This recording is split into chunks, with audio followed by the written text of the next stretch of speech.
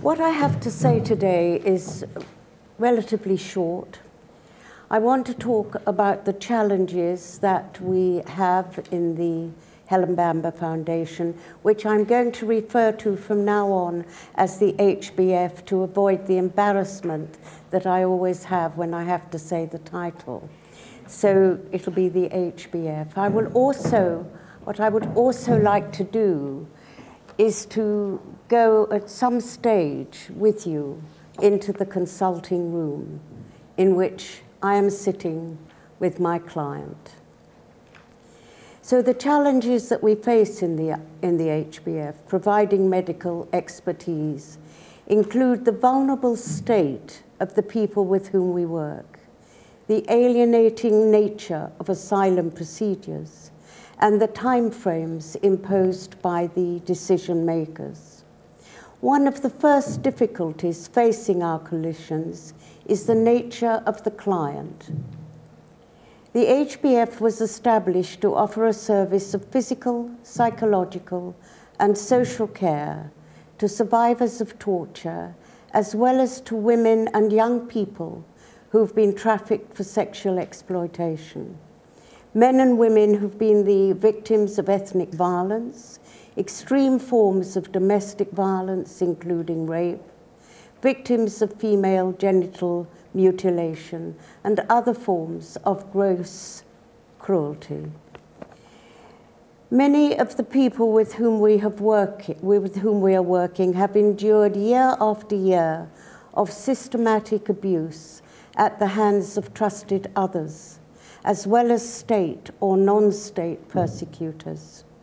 Furthermore, when a person has no legal representative, is destitute, or has just been released from detained fast track, where re-traumatization has inevitably occurred, the therapeutic process is inhibited. It is difficult for a person to engage in a therapeutic process when they are uncertain where they will be sleeping that night or when they fear further detainment. We see it as our role in the HBF to provide the necessary care to stabilize initially and ensure the legal protection of that person, and view this as an essential part of the therapeutic process. One of the key challenges is that the very process of seeking asylum is alienating in itself. Exposure in the asylum procedures is often accompanied by a sense of repeated violation, and there is often a polarity between wanting to remain silent or feeling obliged to speak without will.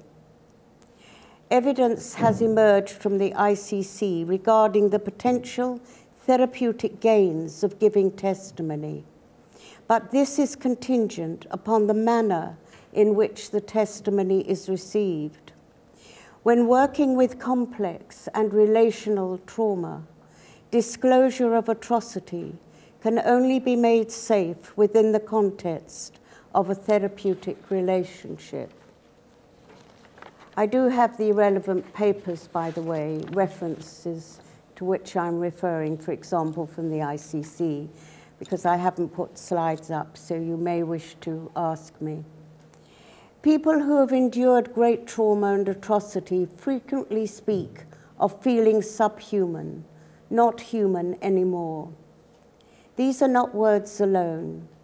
Acts of trauma seek to strip a victim of humanity, of his own humanity, and of the humanity of others. And I had this experience with a man 4 days ago, who had been raped with an electric shock baton, who said to me, I'm no more a man, I'm no more human. I'm standing here in front of you, but I'm not human, I am a shell. And I've often spoken about the business of receiving without recoil.